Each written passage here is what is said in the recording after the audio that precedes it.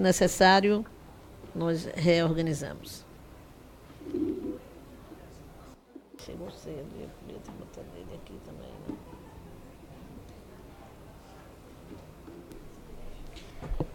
Boa tarde a todos e a todas, quem está nos assistindo pela internet, quem está aqui presente.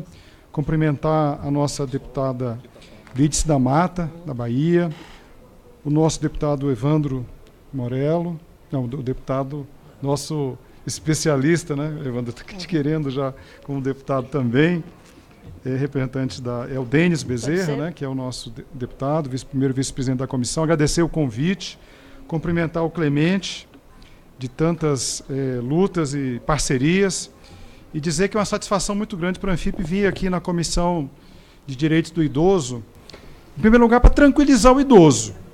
Você que está aí me assistindo, que não está dormindo, quem está do meu lado aqui é o Vicente, dizer para o Vicente, pessoal, não é crime viver mais, porque parece que ficam colocando, né? A transição demográfica, e aí o Clemente aqui nos deu falou um pouquinho, né? Eu estava representando aqui os economistas, né? É colocado como uma coisa determinante de um futuro ruim, de um caos em que nós não teremos um país de idosos e um país sem jovens. O que eu costumo colocar nas minhas apresentações, e possivelmente eu não vou chegar lá, por isso que eu vou falar primeiro, é tranquilizar vocês, os idosos do nosso país. Nós temos ainda no Brasil, e o Clemente não vai me deixar sozinho nessa afirmação, nós temos um espaço muito, mas muito grande daqui até 2060. A força de trabalho do Brasil ainda, né, está se colocando, o país ainda tem uma força de trabalho, ainda chegando ao mercado de trabalho, em plenas condições. O que nós não temos é emprego, é educação, é estudo, é progresso, é desenvolvimento. Então, essa questão da Previdência, a primeira coisa é colocar isso de uma maneira muito clara para a Associação dos Auditores Fiscais, que o problema, não tem nenhuma dificuldade nós avaliarmos políticas públicas e de buscarmos um equilíbrio entre o gasto, ou gerir melhor o gasto, mas não da forma criminosa como a colocada. Nós repudiamos a medida provisória 871 pela maneira, não só ineficaz, mas realmente maldosa, de criminalizar a busca, de impossibilitar. Nós temos que fazer uma audiência pública, deputada Lídice da Mata, e perguntar lá ao INSS quantos milhões de brasileiros estão na fila hoje do INSS, estão com benefício no telefone, estão numa fila que não é mais. O pessoal resolveu o problema na fila do INSS no Brasil. Ela agora está para dentro, está num sistema em que agora o INSS é digital. Você não consegue mais acessar, ou se conseguir, como eu tenho uma vizinha de prédio, ela foi lá, pediu para se aposentar, e aqui em Brasília ela será recebida pelo INSS em outubro, aqui em Brasília, na capital do Brasil. Então, era muito interessante vermos, porque essas pessoas estão sem receber o benefício devido, estão com justiça falando mal do sistema, né, porque é uma frustração, estão sem a sua proteção. Então, a Anfip vem em primeiro lugar. Nós temos as duas condições. Sim, o governo tem que fazer o dever de casa. A CPI da Previdência Social deu excepcionais caminhos para gerir melhor a Previdência Social, mas eu tenho um outro lado. E nesse lado é que a Anfip vem, ao longo dos anos, trazendo a público a questão da arrecadação. Nós também precisamos olhar.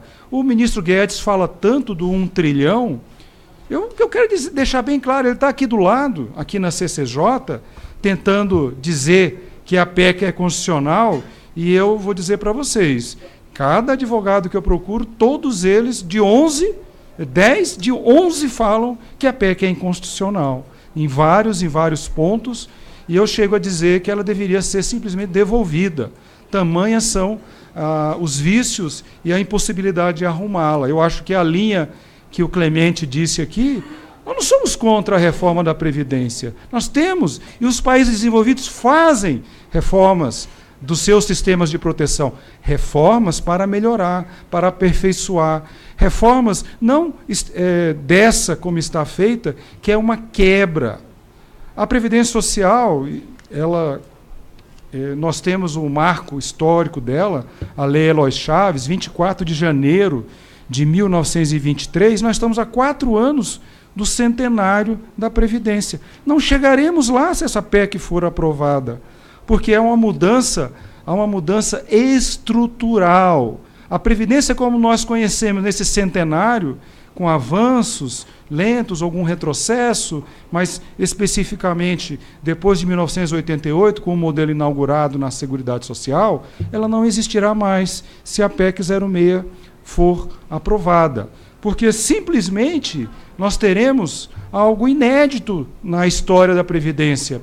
Não é só o governo que, até recentemente, se apropriava, além de não colocar a sua participação, se apropriava dos recursos da Seguridade Social. Mas agora o próprio empresário, que historicamente contribuiu para o sistema de proteção social, também vai ser desonerado, cabendo apenas e tão somente ao trabalhador custear a sua própria proteção social, quando nós sabemos que quem ganha um salário mínimo, quem ganha 2, quem ganha 3, vamos lá, quem ganha o teto do INSS, os R$5.800, não tem condição, não lhe sobra recursos ao final do mês para custear a proteção quando ele, eventualmente, se chegar e se conseguir nessa corrida de obstáculos, cumprir as regras, e não são as regras de agora, porque essa é a primeira denúncia que nós fazemos da PEC 06, e essa sim tem que preocupar os idosos e a sociedade brasileira como um todo, a desconstitucionalização. A PEC constitucionaliza um monte de regras para piorar, mas em seguida ela fala que a lei complementar vai regular. Ora, vai regular para quê? Provavelmente para piorar ainda mais o que já está sendo posto na Constituição. Eu tenho essa cartilha do Diese, que é a minha cartilha que eu leio, fico com ela acompanhando, porque são 47 artigos. Né? A PEC 06 tem 47 artigos, 8 capítulos, é uma constituinte. E isso é proposital, isso é feito dessa forma para que inviabilizar o cidadão comum conhecer na integridade as armadilhas, as pegadinhas, os erros. Existem erros crassos escritos agora no ordenamento jurídico maior, a nossa Constituição Federal. Então há que ter muito cuidado, não é possível que a Câmara dos Deputados receba uma encomenda desse tamanho e não se debruce sobre ela, não esse prazo que o governo está dando. Eu vou dizer para vocês o prazo. Para mim, eu devolveria, em primeiro lugar, por inconstitucionalidades flagrantes. Mas se é para discutir, vamos fazer outro projeto. Nós não somos contra que se reforme, que se melhore, que se aperfeiçoe o sistema da Previdência Social. Devia ser aberto um grande debate, aquilo que os governos não fazem.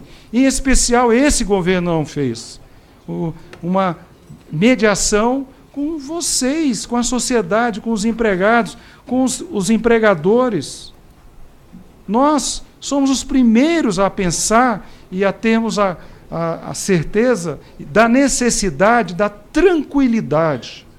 Por que no Brasil se prega tanto cumprir os compromissos, cumprir os contratos com as empresas? Isso, se falar em dar calote ou alguma coisa diferente, cai a República. Mas o principal contrato, um contrato garantido pela Constituição Federal, no artigo 6º, dos direitos sociais, direito à previdência social, é simplesmente relegado a segundo plano e rasgado.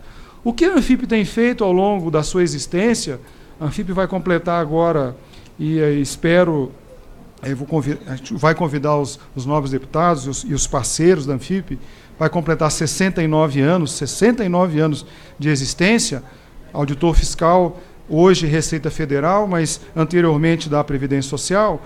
O que tem feito de diferente a Anfip é fazer conta.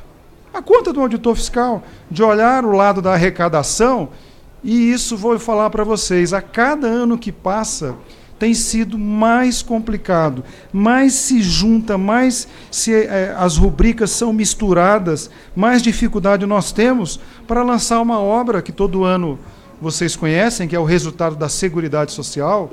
A Anfip é a entidade pioneira na divulgação dos resultados da Seguridade Social, e cada ano que passa a gente tem mais trabalho, porque a coisa está mais escondida, é mais dificuldade, transparência zero no orçamento da Seguridade Social, tanto na receita quanto no gasto.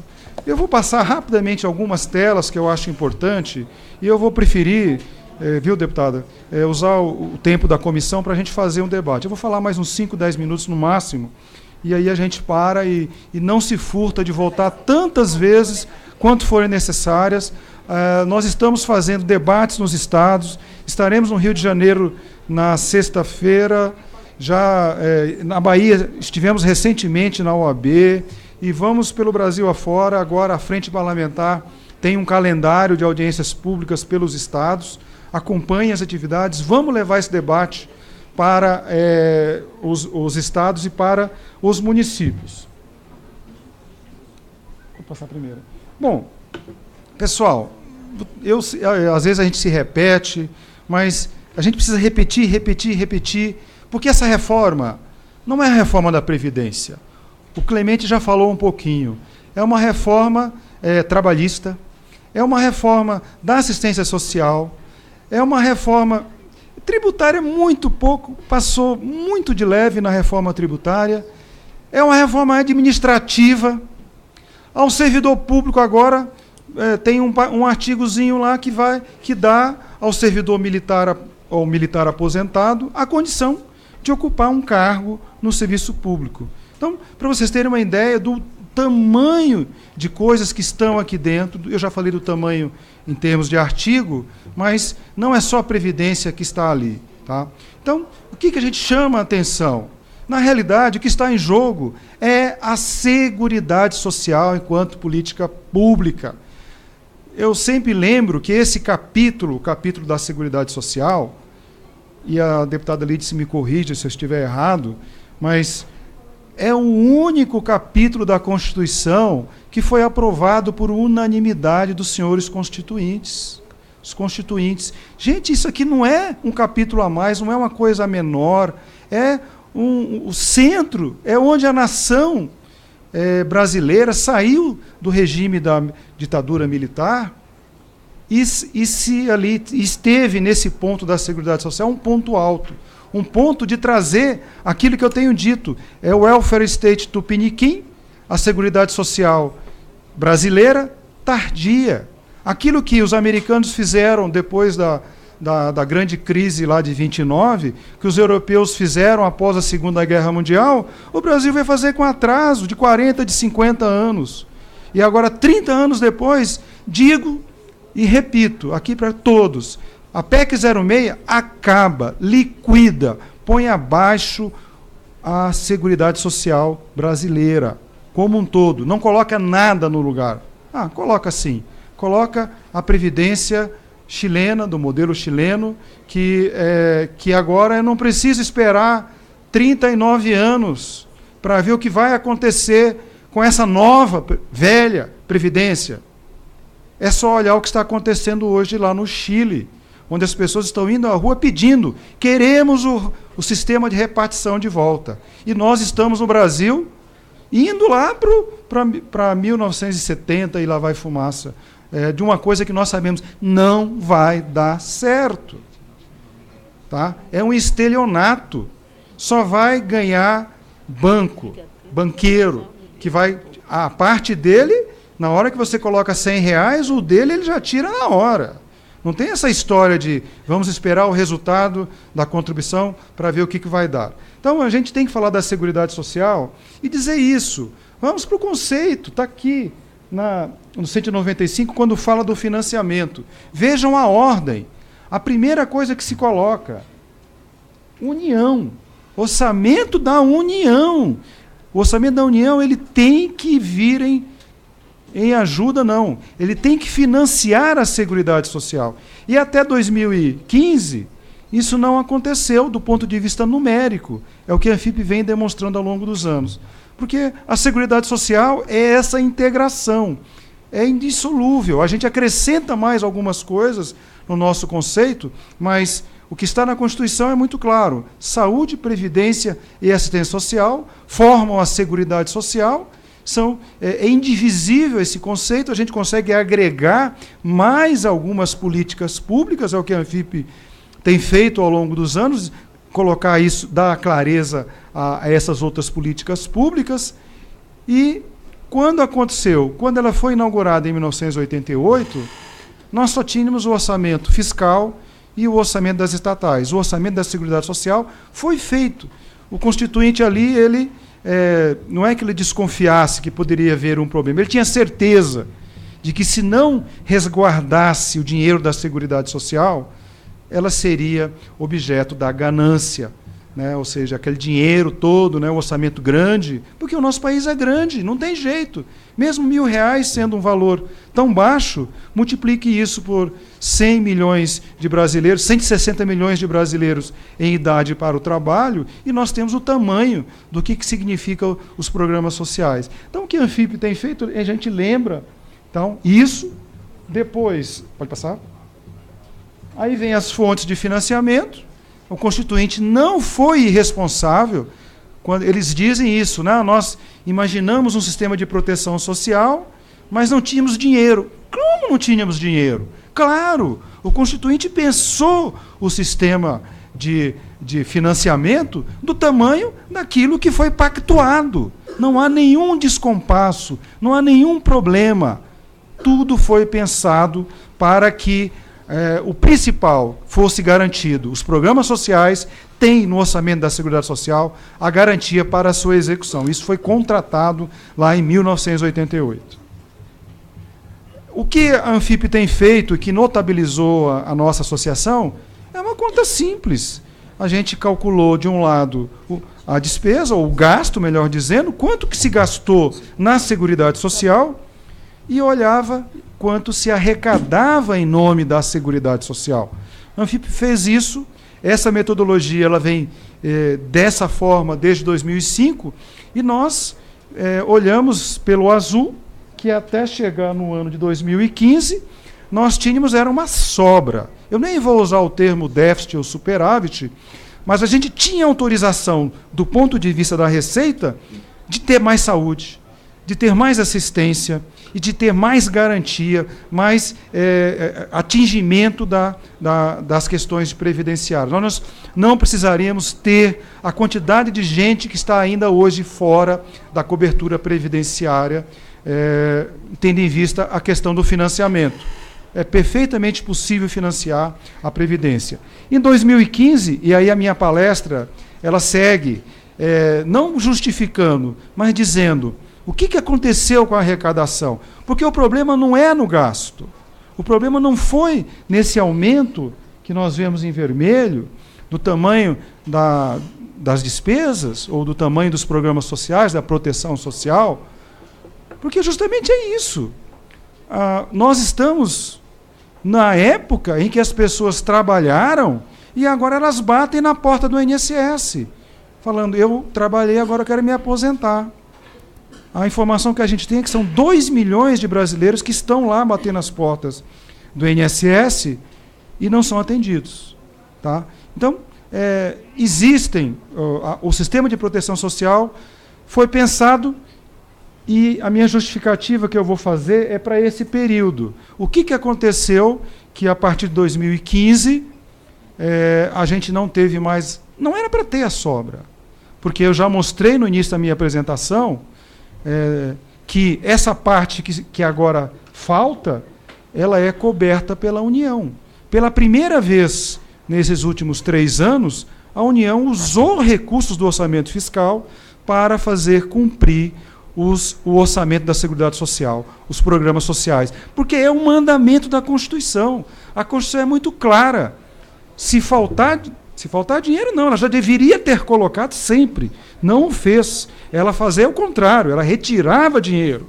da Seguridade Social. E quando vem agora, na época de crise, se tivesse guardado esse superávit, dá em média 50 bilhões de reais de superávit por ano. Foi o que não foi executado. Então agora, no período em que o orçamento da Seguridade Social é deficitário, ele gasta mais do que arrecada, a Anfip vem a público e mostrar que o problema não é no gasto, o problema é na arrecadação, que despencou, principalmente a partir de 2016, por conta da grave crise econômica.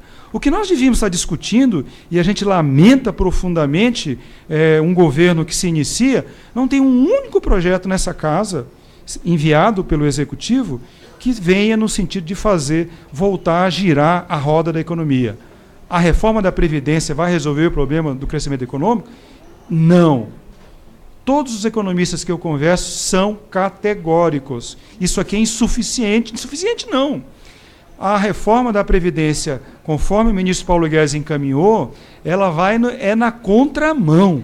Ela vai puxar mais ainda o freio de mão da economia e fazer com que principalmente a economia dos municípios e dos cidadãos, né, que moram nesses municípios, sofra ainda mais a crise econômica. Pode passar. Aqui nós temos, ao longo dos anos, vocês verificam a parte azul, desde 2005, os valores ao redor de 50 bilhões de reais, e os últimos 3 anos, porque 2018 e 2019 também será vermelho, negativo, tá? Conforme colocado, porque nada mudou na questão econômica. Nós continuamos tendo 1%, não é crescimento econômico para um país com as necessidades, com a desigualdade do nosso país. Nosso país precisa não crescer 3% ou 4%, nós vamos estar sempre patinando. Não adianta. Pode passar. Bom, aí a gente entra nessa questão, aí eu me coloco à disposição, na hora que eu preciso parar, viu, deputada, a senhora diga, por favor. Pois não. Que hora que eu... Pode finalizar. Posso ir mais um pouquinho? Para não atrapalhar aqui a dinâmica. Eu sei que daqui a pouco tem a hora do dia, né? Acabou o tempo, mas dá para o senhor bom, fazer um pouquinho. Pode passar mais um pouquinho? Eu vou tentar ser rápido. É interessante, né? Parece proposital. E é proposital mesmo, né? A gente fala em reforma, o que o cidadão faz? O brasileiro, ele corre para se aposentar. Ele não acredita na fala, não. Fique tranquilo, quem já tem o seu direito adquirido, está escrito lá. Você não precisa correr. O que o cidadão faz? Eu não acredito no governo, eu vou correr. Então, esse gráfico demonstra isso. Nós temos os picos lá em 1998, a emenda de número 20, ela foi aprovada em 98, há um pico, as pessoas correm. E depois, já quando começou a 287, as pessoas também correndo. E essa queda que aconteceu, deputada Lídice, é justamente isso. O INSS não está concedendo mais benefício. A porta está fechada, não tem funcionário. Os funcionários é o INSS eletrônico, o brasileiro não tem acesso, na sua maioria, né? Então isso impossibilita. Mas as pessoas correm. Vejam que engraçado. Então a reforma faz mal para a Previdência. Discutir reforma do jeito que é encaminhada, as pessoas correm e tem prejuízo. A maioria poderia ficar um pouco mais, melhorar o seu fator previdenciário, por exemplo, né? Aqueles que se aposentam por tempo de contribuição e correm e têm um prejuízo financeiro que vão levar para o resto da vida, porque isso é o que está previsto na PEC 06. Pode passar.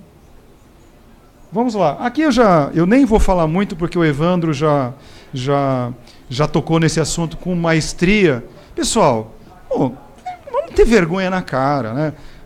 Se é para trazer a justiça, ou o fake news, o maior fake news da reforma. Por que a trabalhadora rural está sendo igualada ao trabalhador rural? Explica, Evandro, qual é? Por acaso a mulher rural trabalha menos do que o homem rural? Me parece que é justamente o contrário. A trabalhadora rural trabalha mais. Com certeza trabalha mais do que o homem. Aqui, esse gráfico, ele demonstra claramente isso. Vamos lá para 2014. sexo e faixa etária que as pessoas começam a trabalhar no meio urbano e rural. Começam a trabalhar. Aí a gente vem aqui, 14 anos de idade. No urbano, 45% dos brasileiros começam a trabalhar com 14 anos ou menos de idade, 45%. E no rural? 78%.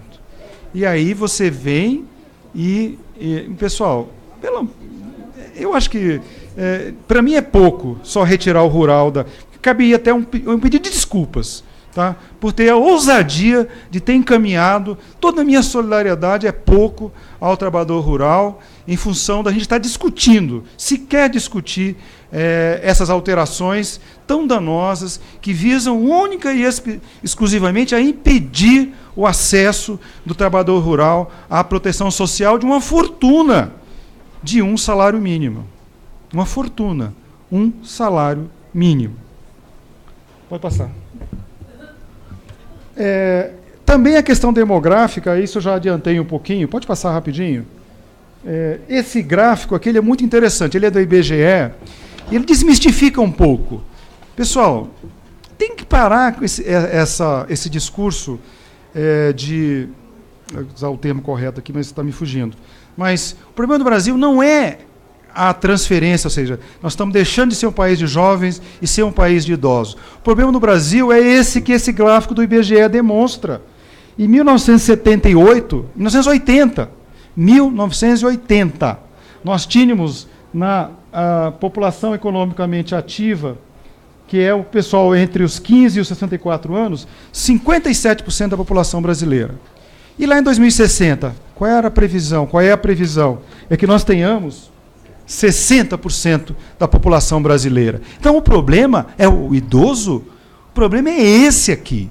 É arrumar emprego, é arrumar um projeto de desenvolvimento nacional para 60% da população brasileira.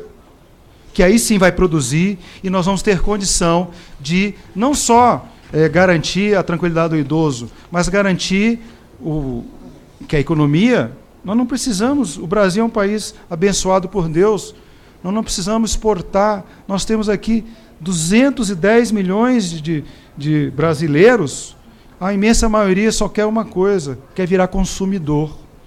Tá? Arruma 100 milhões de consumidores na Europa, arrumem. Não tem mais. Então, esse gráfico não é meu. Esse gráfico é do IBGE. Tá? Então, a discussão está errada. Não é terrorismo. Fazer terrorismo de que os idosos é que são um problema. E eu vou dizer aqui com muita clareza, em 2060, eu terei 100 anos de idade. Eu vou estar vivo lá para ver e para receber a Previdência Social, o meu benefício, e espero que todos nós. Agora, efetivamente, a luta é dura e essa audiência pública ela serve para mobilizar. A gente vai precisar realmente de que a sociedade, nós tenhamos uma atuação muito vigorosa junto aos senhores deputados que vão decidir o futuro e a tranquilidade nossa, dos nossos filhos e dos nossos netos. Eu fico pela senhora. A senhora queria que eu pare? Tá bom aqui? Então, eu agradeço. Eu vou deixar a transparência, está disponível, está no site da Anfip. A Anfip nós temos um site só da reforma, tá? Onde estão todas as informações, todas as que nós disponibilizamos, e ficamos à disposição dos senhores deputados para reuniões com bancada, com a sociedade. A gente tem a certeza absoluta, enquanto auditor fiscal da Receita Federal do Brasil, que a solução para a reforma, ela passa, primeiro, aquilo que a CPI já muito bem colocou, a CPI do senador Paulo Paim, que ele foi o presidente da CPI. Nós temos, do lado da Receita, muita coisa para fazer. Esse dever de casa eu queria ver o governo fazer. Muito obrigado.